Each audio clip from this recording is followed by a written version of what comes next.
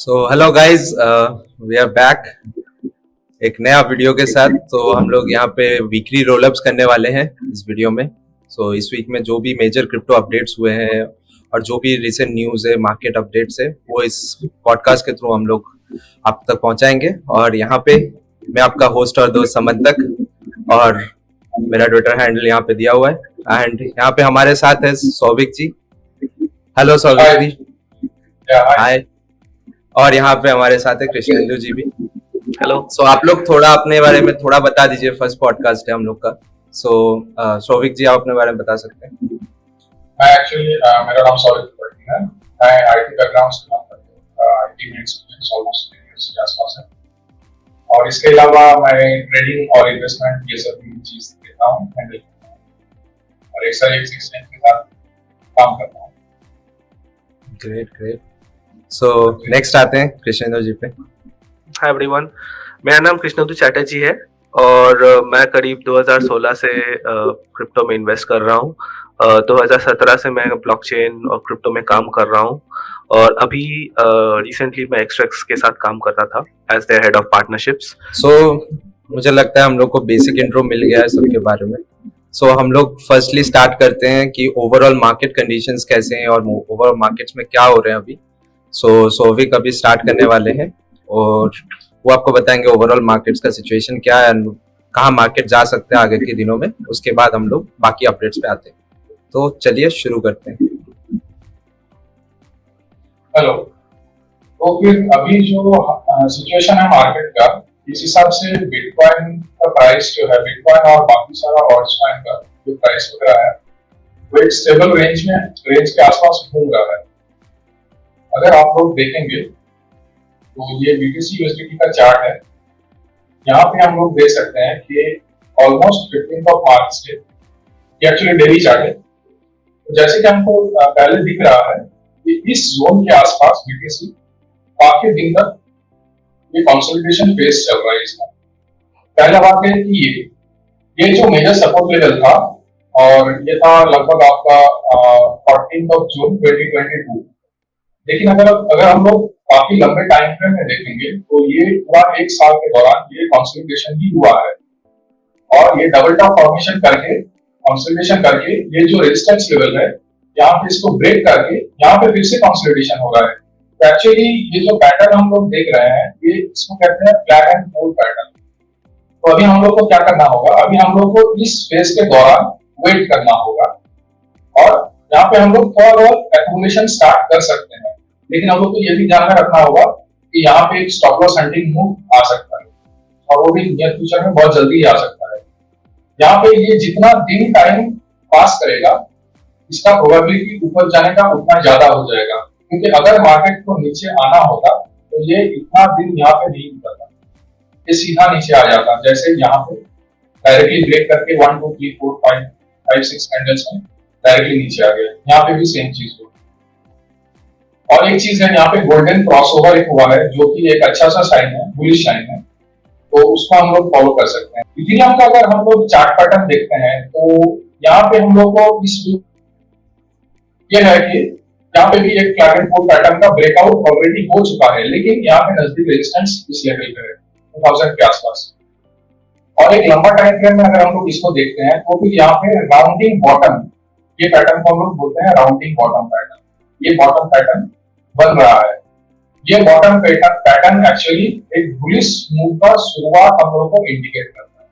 ठीक है, तो जैसे ही हम लोग का ये रेजिस्टेंस लेवल टूट जाएगा, वैसे ही इथेरियम जो है ऊपर जाना स्टार्ट कर देगा।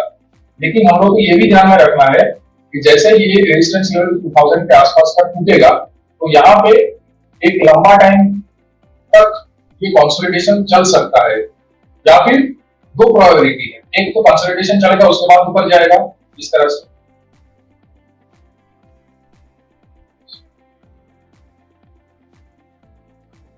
यहाँ पे कंसोलिडेशन ऐसे ऐसे करके फिर ऊपर गया, ऐसे नहीं तो फिर क्या हो सकता है, ये रेजिस्टेंस लेवल ब्रेक कर दिया, रिटेस्ट के लिए आया, फिर ऊपर का मूव किया ऐसे। तो 2 सिचुएशन के लिए ही हम लोग को तैयार रहना होगा। लेकिन हाँ, ये जो काफी लंबा टाइम तक कंसोलिडेशन चला है, ये एक स्ट्रॉन्ग बेस बना के फिर ऊपर जा रहा है, जो कि सस्टेनेबल है। तो ये दो चीज हम लोग को पहले ध्यान में रखना होगा, ठीक है। तो लगभग सेंटीमेंट जो है वो बुलिश सेंटीमेंट लग रहा है, और अभी अगर फेड वगैरह और ज्यादा रेट हाइक ना करे तो फिर ये सेंटीमेंट बरकरार रहेगा। तो चलिए तो आगे बढ़ते हैं इस हफ्ते के मेजर न्यूज के साथ। और इस हफ्ते का सबसे बड़ा न्यूज है कि ऑयलर लैब्स को अपना $200 बिलियन हैक मनी रिटर्न मिल गया है।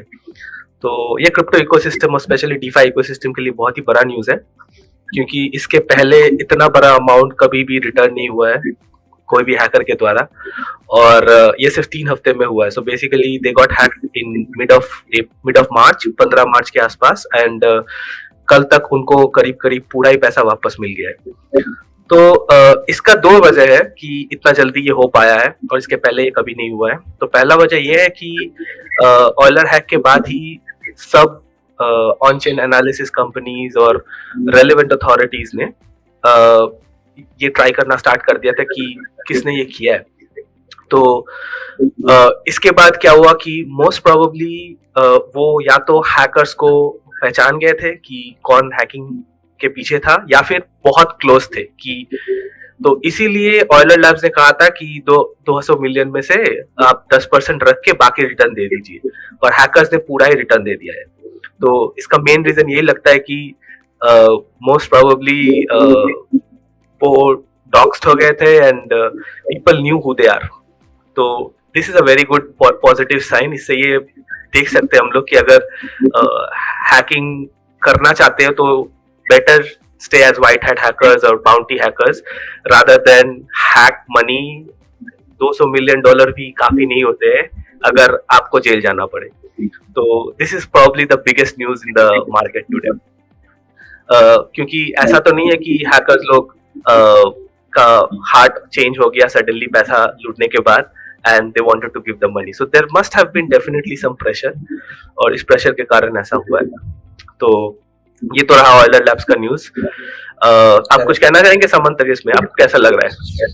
श्योर। तो मुझे ये लगता है कि जैसे होता है ना कि आपने कुछ किया एंड उसके बाद जब आपको लग रहा है कि I am going to be exposed, so आपने तब सोचा कि ओके लेट मी रिफंड कर देते हैं। एंड उसके बाद इनको जब बग बाउंटी के लिए बोला गया तो इन्होंने सोचा कि ठीक है चलो इनको इतना ज्यादा पता चल गया है तो थोड़ा सा मतलब सेफ साइड में खेलते हैं, वापस कर देते हैं। So I think this is a good move and a good news for the ecosystem as well. Correct. तो उसके बाद इस हफ्ते के सबसे बड़े न्यूज में आर्बिट्रम, जो कि रिसेंटली अपना टोकन लॉन्च किया था और बहुत लोगों ने बहुत एयर ड्रॉप से पैसा कमाया। आर्बिट्रम के एयर ड्रॉप के बाद उनका सबसे पहला प्रपोजल जो आया था, उस प्रपोजल में उन्होंने करीब करीब 750 मिलियन टोकन्स उन्होंने अपने फाउंडेशन को डोनेट किया था, जो कि उनके व्हाइट पेपर में भी है। पर ये डोनेशन उन्होंने एक वोट के थ्रू करने के, जो कि फेल हो गया। तो 75% पीपल ने वोट किया कि they don't want this to go to the foundation. तो ये एक मिसकम्युनिकेशन है rather than anything else basically, क्योंकि उन्होंने ऑलरेडी व्हाइट पेपर में ये पहले से डाल रखा था कि फाउंडेशन को इतना पैसा जाएगा, और कोई भी इकोसिस्टम के ग्रोथ के लिए फाउंडेशन के पास पैसा रहना बहुत जरूरी है, because the foundation itself doesn't earn any money. तो इससे हम लोग ये देख सकते हैं कि लोग काफी जैसे ये है एलेक्स, जो कि स्किमिटर कैपिटल के क्वांट ट्रेडर है, तो वो काफी इस चीज को लेके पोस्ट किए हैं कि Arbitrum should return the ARB tokens to the DAO या फाउंडेशन। तो दाओ वोटिंग के थ्रू जो दाओ डिसाइड करेगा वही होता है, बट एक्चुअली आर्बिट्रम ने कहा है कि this is not a vote, this is a like we are just telling you कि इस तरीके से हम लोग इसको मूव कर रहे हैं। तो उन्होंने प्रपोजल भी दिया है कि we should do the next steps की आर्ब को लोग इस तरीके से ना ले पाए एंड फाउंडेशंस में नहीं ले जा पाए, और जो भी उनका बाकी का आर्ब डिस्ट्रीब्यूशन है वो क्लियरली लोगों को बताए। तो इस बैकलैश के बाद कम्युनिटी के आर्बिट्रम ने काफी अच्छा काम किया है। उन्होंने डायरेक्टली कहा है कि वो किस तरीके से अपना दाव वोटिंग को आगे लेके जाएंगे। तो उन्होंने अपने वोटिंग के थ्रू बजट, ट्रांसपेरेंसी, लॉकअप्स, ये सब चीज के बारे में बात किया है। अमेंडमेंट्स भी वो करना चाहते हैं कि किस तरीके से ये यूज किया जा सके। और ये काफी अच्छी काम, ये काफी अच्छा डेवलपमेंट है, क्योंकि दाव जो कि आप सब जानते हैं, decentralised autonomous organisation, is still a very new field. तो लोग इसको ट्राई कर रहे हैं कि किस तरीके से इसका वोटिंग हो, इम्प्लीमेंटेशन हो, एक्सेट्रा। तो आई थिंक कि ये जो हुआ ये मोस्टली एक मिसकम्युनिकेशन था rather than something malicious happening। और आर्बिट्रम फाउंडेशन ने इसको पहचाना और अपना गलती स्वीकार करते हुए उन्होंने रिमेडियल पॉइंट्स भी डाले हैं। तो एक चीज इससे हम लोग को ये सीखने को मिलता है कि if you are very open and if you take the criticism and you come up with the solution, तो कम्युनिटी जो है वो हमेशा आपके सपोर्ट में ही रहता है। कुछ लोग रहेंगे कि वो हमेशा चाहते हैं कि एक न्यूज क्रिएट करे, एक अफवाह फैलाए या फिर उस फाउंडेशन को नीचे लाने का कोशिश हो। लेकिन अगर आप कम्युनिटी के साथ ट्रांसपेरेंट है तो हमेशा कम्युनिटी आपको साथ देगा। तो ये तो हो गया आर्बिट्रम का कहानी। तो इसमें आपको कुछ ऐड करना है? या सो आई थिंक जो फर्स्ट वाला वोटिंग था, so that was more like, जो आर्बिट्रम ने कहा है कि दैट वाज मोर लाइक एक फॉर्मेलिटी जो वो लोग करने वाले थे। सो देन ये ट्वीट के द्वारा जब बहुत सारे कम्युनिटी मेंबर्स ने इस पे क्वेश्चन किया एंड जब उन्होंने बोला कि almost 76% votes were against this proposal, तो उन्होंने ये क्लैरिफाई किया कि this was already pre decided उनसे, एंड फ्रॉम नाउ ऑन उन्होंने अभी 3 डॉक्यूमेंट्स नीचे ट्वीट पे दिए हैं। सो उन डॉक्यूमेंट्स के द्वारा आगे भी जो होगा, so from that they will voting का राइट्स रहेगा एंड वोटिंग को वो इम्प्लीमेंट करेंगे। बट अभी के लिए फॉर द फर्स्ट 50 मिलियन, जो अभी 750 मिलियन से ऑलरेडी जा चुका है, so that will be used, and for the rest 700 million, तो अभी जो भी होगा वो ट्रांसपेरेंसी के साथ होगा।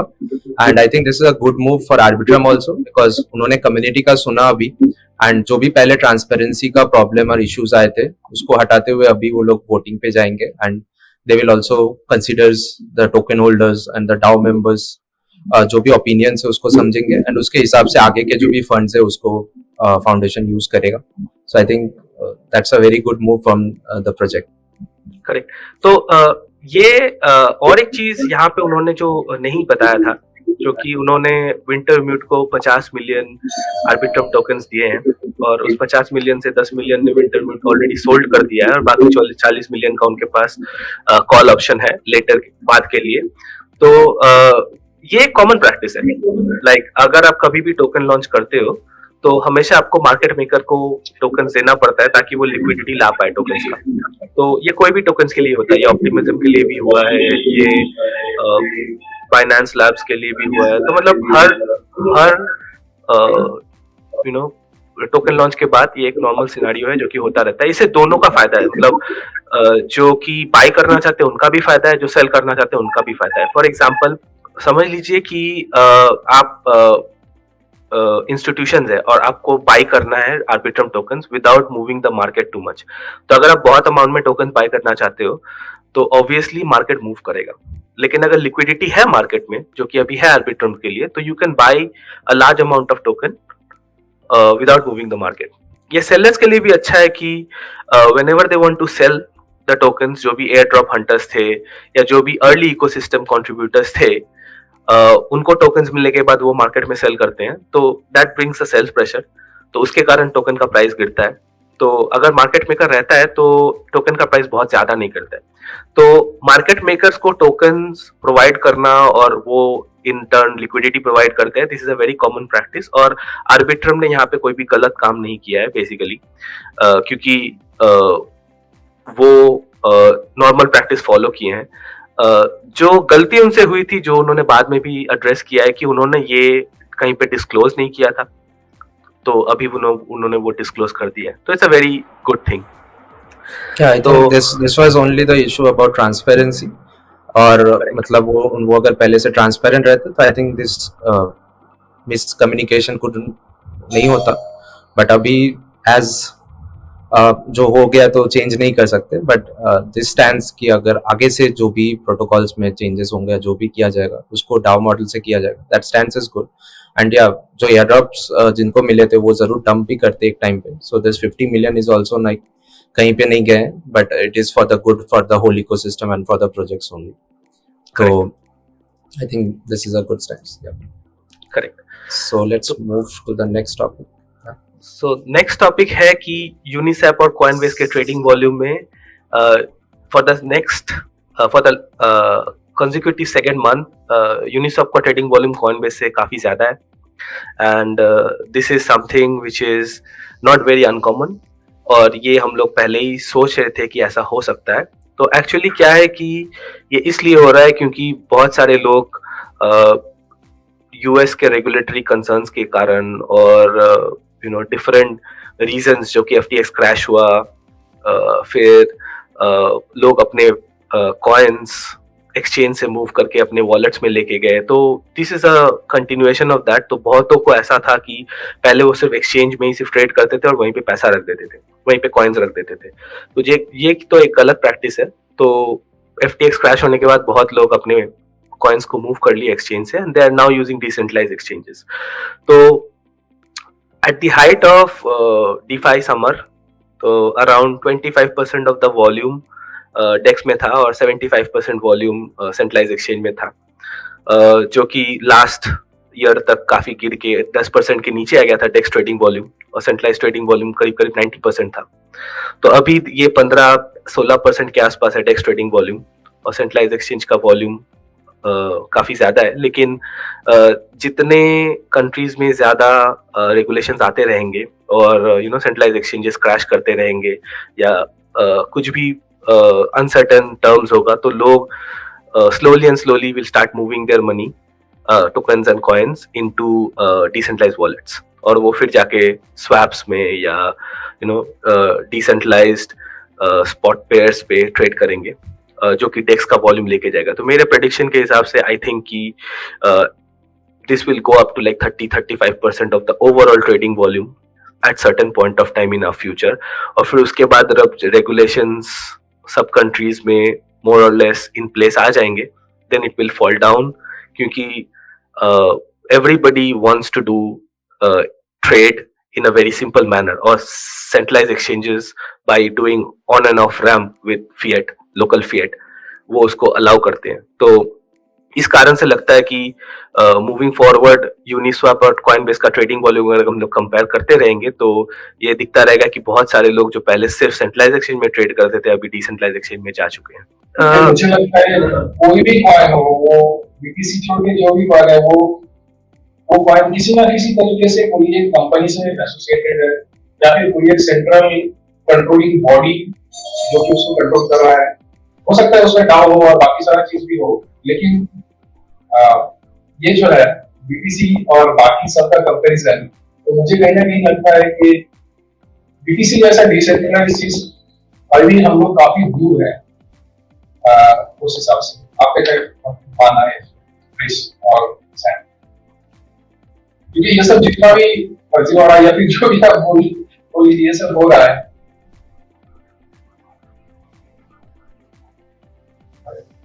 एक्चुअली हम लोग का जो पहला डिसेंट्रलाइज चीज के ऊपर फोकस करना, मुझे लगता है somehow किसी ना किसी तरीके से हम लोग वहां से थोड़ा सा डेविएट हो रहे हैं. सही बात है. लाइक हम लोग जब the true nature of cryptocurrencies was that it is decentralized, right? But अभी जैसे हम लोग देख रहे हैं कि mostly people centralized exchange में trade कर रहे थे initially because वो on ramp and off ramp में easy हो रहा था, and वहाँ पे सब अगर options मिल जाए coins के या tokens के, so people used to prefer that.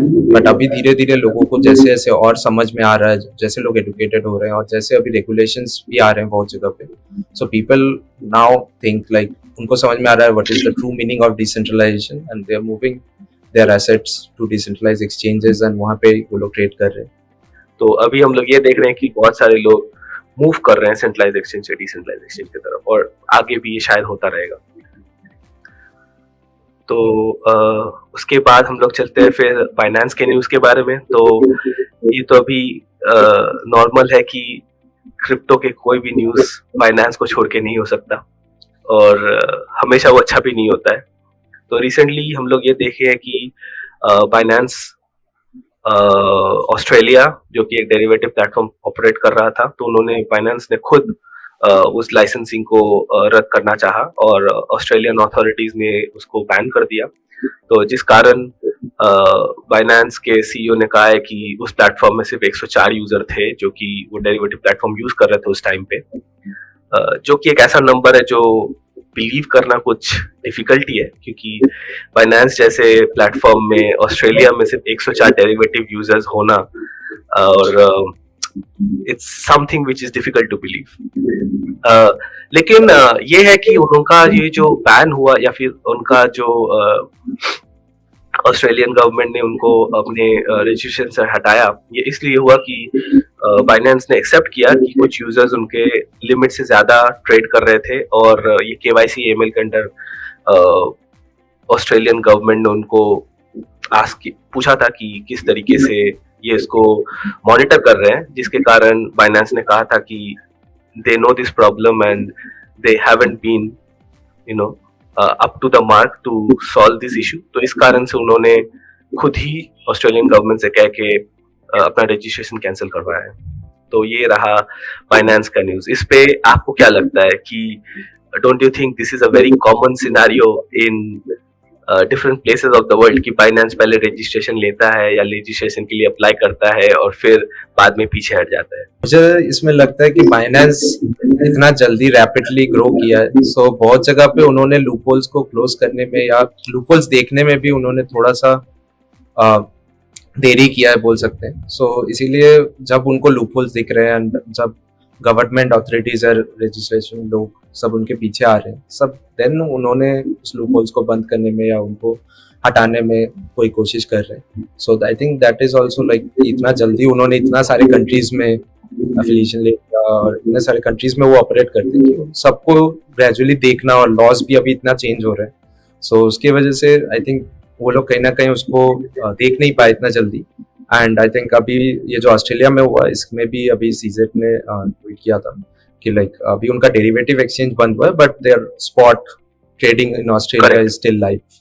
Correct. So बहुत लोग बोल रहे हैं कि ऑस्ट्रेलिया से बाइनेंस खत्म है, but it's not like that, only the derivative platform को हटाया गया है वहां से। Correct.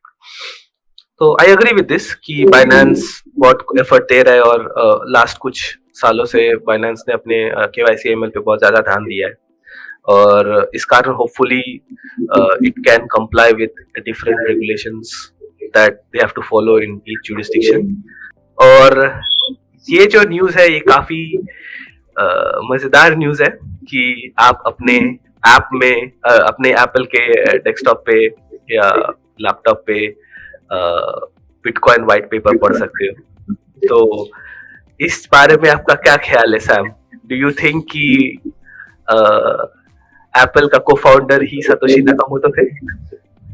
Okay, so I think ये न्यूज में सबसे पहले जब देखा, so it was mostly circulated by crypto exchanges. Crypto exchanges को ऐसे दिखा रहे थे like we found a secret trick कि मैक में जाओ, ये कमांड डालो and you will find bitcoin white paper. So I think every exchange has put it on their Twitter कि ये चीज करो and you will get this, correct. But the thing is ये चीज 2018 से ही था अकॉर्डिंग टू जो जिन्होंने इसको खोजा अभी।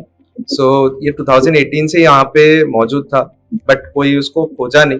एंड अभी तक जो मतलब मैंने जितना पढ़ा है, मैंने जितना समझा इसको, हो सकता है जस्ट somebody like जो काम कर रहे थे उस सॉफ्टवेयर पे, so he wanted to test out some feature और उन्होंने बिटकॉइन व्हाइट पेपर डाला। maybe he was a bitcoin maximalist और उनको अच्छा लगा, so he had put it there। but ऐसा कुछ co-founders and all, there are so many stories going around कि इसने डाला है, this is like Apple चाहता है कल बिटकॉइन में एंटर करना, और Apple is trying to go into the markets of cryptocurrencies, but ऐसा कुछ relatively proofs या ऐसा कुछ आया नहीं अभी तक सामने। and क्रेग वाइट जो कि अपने आप को खुद बोलते हैं कि like he has created the Bitcoin white paper and he is the real Satoshi, तो वो बहुत जगह पे केसेस भी कर रहे हैं and he is trying to copyright the Bitcoin white paper. So उन्होंने भी बोला है कि कॉपीराइट क्लेम किया है, बट अभी तक उनको कुछ ऐसा पॉजिटिव कुछ मिला नहीं है कोई भी लेजिस्लेशन या कोई भी लॉज से कि because he is not able to prove that उन्होंने ही लिखा है. So this is like something जो कि बहुत ज्यादा ट्रेंड पे आया अभी, एंड दिस इज कोई चाहता है तो you can go and check it out, but इससे कुछ मतलब ऐसा डायरेक्ट इंडिकेशन नहीं निकलता है कि मतलब Apple is trying to come into the crypto currency and bitcoin markets, या जो कृष्ण ने कहा कि लाइक एप्पल का फाउंडर ही Satoshi Nakamoto. These are all the rumors that's going on in the market, but yeah, so this is a very good thing, and people also like जो भी exchanges and जो भी influencers they also promoted it in a very good way ताकि it got into so many eyeballs in such a short time. Correct. और जब eyeballs के बारे में बात करते हैं तो सबसे बड़ा आईबॉल्स तो इस हफ्ते का डॉज कॉइन था ट्विटर में, जो कि शायद इलॉन मस्क ने पहले भी कहा था कि किस तरीके से वो चाहते हैं कि डॉज को प्रमोट कर सके, and Elon is known as the Doge father. तो इस कारण से जब उन्होंने ट्विटर पे ये दिया तो it was like a very big surprise, and ये भी एक बहुत ज्यादा आईबॉल ग्रैबिंग न्यूज था इस हफ्ते के लिए. And right now there is no Doge sticker on the Twitter page, but कुछ दिनों के लिए काफी लोगों ने काफी मजे उठाए इसके. Just like Twitter का जब वो चीज आया, so after that I think 30% Dogecoin pump हो गया out of nowhere. Correct. And now as the dog is gone from Twitter, वो फिर से अपने जगह पे वापस आते हुए नीचे दिखाई दे रहे. So as we all know Elon Musk, so उनको मतलब मजा आता है ये सब चीज करने में and ये सब चीज प्रमोट करने में. अचानक कुछ एक ऐसा कर देने के everybody start talking about it. So it was another show of Elon Musk, but yeah, it worked for some people who took trades Dogecoin में. So they got some good money out of it. Correct. इसमें actually काफी criticism भी हुआ है. Elon Musk भी Dogecoin का memes वगैरह post करते रहते हैं, प्राइस को कम करता है, ये सब करते रहते हैं. एक्चुअली में ये हो भी सकता है और नहीं भी हो सकता है, क्योंकि मुझे जहाँ तक लगता है इस तरह से कोई एक मीम अगर आके मार्केट में उस प्राइस को 50%, 60%, 70% कम कर दे और फिर अचानक से अगले एक दो हफ्ते में उसका प्राइस वापस से घूम फिर के वही लेवल पे आ जाए, तो फिर कोई सेंस नहीं करता है. तो इन अनदर न्यूज, MicroStrategy जो को माइकल सेलर का कंपनी है, उन्होंने फिर काफी बिटकॉइन खरीदा, जिस कारण से बिटकॉइन का प्राइस जंप हुआ. तो अभी कहा जाता है कि almost 1 in every 150 bitcoin is held by MicroStrategy. तो मेरे हिसाब से ये एक नेगेटिव डेवलपमेंट है, क्योंकि बिटकॉइन का मेन यूज केस है कि दैट इज वेरी डिसेंट्रलाइज्ड. तो अगर आप उस हिसाब से देखते हो तो MicroStrategy holds 1 in every 150 Bitcoin. और if you consider कि how much Bitcoin has been lost, या तो पब्लिक की लोग भूल गए हैं या फिर माइनिंग करने के बाद वो अपना हार्ड डिस्क भूल गए हैं, तो ऐसे इस तरीके से करीब करीब 21 मिलियन से 2 मिलियन बिटकॉइन लॉस्ट है ऑलरेडी. मतलब प्रॉबली कोई उसको रिकवर नहीं कर सकता. तो 1 in 150 number may be increased to maybe 1 in 130, 1 in 125. तो MicroStrategy का काफी स्ट्रॉन्ग होल्ड हो गया है बिटकॉइन होल्डिंग्स पे, जो कि मेरे हिसाब से डिसेंट्रलाइजेशन के लिए is not such a great thing. But this is also the first step कि किस तरीके से इंस्टीट्यूशंस बिटकॉइन को देखते हैं, and MicroStrategy is only the first one. इसके बाद शायद नेक्स्ट साइकिल में और भी बहुत सारे funds bitcoin only strategies follow करें, जो कि बिटकॉइन के प्राइस के लिए काफी बुलिश है. ये हम लोग इस तरह से मान सकते हैं कि promoter holding kind of. Correct. 130, तो ये प्रोमोटर होल्डिंग अगर इस तरीके से होता है, तो अगर मान लो कि आप किसी एक वीक में आके या फिर किसी दिन में आके MicroStrategy चाह के मैं अपना जितना BTC है ओपन मार्केट में सेल करूंगा, तो फिर कोई एक पर्टिकुलर एक्सचेंज को अगर उसने पकड़ा तो फिर तो वो डेफिनेटली एक एक्सचेंज क्रैश होगा. और नहीं तो वो ये क्या कर सकता है कि मल्टीपल एक्सचेंज के थ्रू वो मतलब ओपन मार्केट में आके वो डंप कर सकता है, तो प्राइस फ्लक्चुएशन बहुत ज्यादा होगा. और अभी भी बिटकॉइन का डोमिनेंस इतना ज्यादा है मार्केट में, अगर उसका प्राइस फ्लक्चुएट होता है तो ऑल्ट्स कॉइन का टेक्निकल्स वगैरह और कुछ मायने ही नहीं रखेगा, टेक्निकल्स फंडामेंटल्स कुछ भी नहीं, वो सीधा देखेगा कि बिटकॉइन अभी 10-15%, 20% गिर गया एक दिन में, बाकी सब धड़ाधड़ गिरता जाएगा, तो फिर सेंटिमेंट जो है बहुत ही खराब हो जाएगा। और एक बार सेंटिमेंट खराब होता है तो फिर वो सुधरने में काफी टाइम लगता है। रातों रात सेंटिमेंट खराब हो सकता है, लेकिन महीनों लग जाता है उस सेंटिमेंट को पॉजिटिव होने में। तो फिर इसीलिए ये तरीके से मतलब मैं कहूंगा कि नेगेटिव चीज ही है कि पर्टिकुलर एक ग्रुप के पास इतना सारा होल्डिंग्स होना। सैम?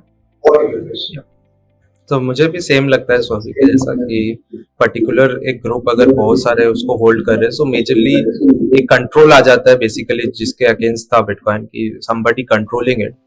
बट या मतलब मार्केट से उन्होंने खरीद रहे हैं, सो नोबडी कैन, कोई उनको रोक नहीं सकता है, कोई कुछ बोल नहीं सकता है। But I think on a overall macro level this is again taking it कि डिसेंट्रलाइजेशन से सेंट्रलाइजेशन के जगह ही ले जा रहे हैं। ऐसे अगर बड़े इंस्टीट्यूशंस बहुत सारे बिटकॉइंस खरीदते जा रहे हैं, बहुत सारे होल्डिंग्स अपना बढ़ाते जा रहे हैं, सो एक पॉइंट पे आके आई थिंक दे उनको कंट्रोल करने का मौका मिलेगा द प्राइस, और वो बेचने या खरीदने से बहुत ज्यादा मार्केट फ्लक्चुएट हो सकता है। करेक्ट। तो उसके बाद आते हैं फिर यूएस के न्यूज के ऊपर, जो कि यूएस की सेनेटर है Elizabeth Warren. She has declared war on crypto. तो इसी तरीके से एलिजाबेथ वॉरेन भी चाहते हैं कि crypto should be really regulated, और उनके इस वॉर ऑन क्रिप्टो में काफी सारे बैंक्स इन्वॉल्व है और काफी सारे जीओपी के सेनेटर्स जो कि रिपब्लिकन्स है वो भी इन्वॉल्व है। तो इसके एग्जाम्पल के हिसाब से मैं एक एग्जाम्पल देना चाहूंगा जो कि मैं हमेशा लोगों को देता रहता हूँ कि अगर आप कोई टैक्सी ड्राइवर से पूछते हो कि भाई उबर कैसा है, तो obviously taxi driver will always going to say कि Uber is very bad, please don't use Uber. तो उसी टाइप से कि जब आप कोई बैंकर से पूछते हो कि हाउ इज क्रिप्टो और how is bitcoin, they are also going to say the same thing कि Bitcoin is backed by nothing or Bitcoin is just speculation, because they don't want you to hold Bitcoin because then you are going outside the control of the financial system. तो इस campaign का तो पता नहीं कि इसे क्या achieve करेंगे वॉरेन, एलिजाबेथ वॉरेन, बट ये है कि इस कैंपेन के कारण यूएस में काफी स्ट्रॉन्ग सेंटिमेंट्स हुए हैं कि Republicans are more pro crypto now and Democrats are anti crypto. और इसी के साथ और एक न्यूज है जो कि यूएस गवर्नमेंट करीब करीब $216 मिलियन के बिटकॉइन सेल कर रहे हैं कॉइनबेस के through, and this is the bitcoin that they seized from Silk road.